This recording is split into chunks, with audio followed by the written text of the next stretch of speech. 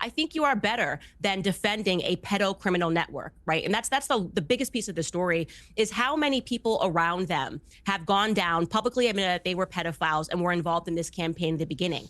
Even if you removed the allegation, which I believe in from the bottom of my heart, like I said early on, I would stake my entire career on the notion that she was actually born Jean-Michel Trogneux. I believe that, right? And I'm willing to go through this because it's an important story about government deception. But even if you suspended that, you are right now defending a government that lied even about the beginning of their quote unquote love story, in which his parents removed him from school because of this creepy 40-year-old teacher who found a 14-year-old student to be sexy or attractive. This is wrong. Everything that's happening right now in France is wrong and it is perverted.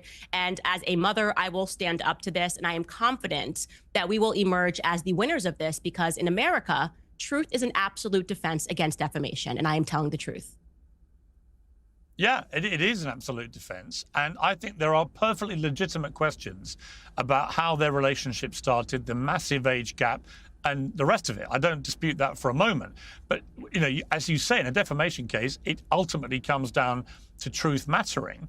And it seems to me this whole case is going to be resolved in a very straightforward way, because the obvious way to prove that you're wrong and have been systematically lying about it, if you've been doing it deliberately or otherwise, but telling a lie about her, which has obviously caused an enormous amount of hurt, is if they just produce evidence she's a woman. Do you accept if they do that, your whole case disintegrates? Of course it would disintegrate. Well, first off, no, they would have to prove the actual malice standard in America, which would mean that we knowingly knew this. We went to them with questions and they refused to answer. That is very strange. You're saying you're a victim now because this series came out, and yet you had the power to stop the series when we came to you and said, we're not interested in telling any lies.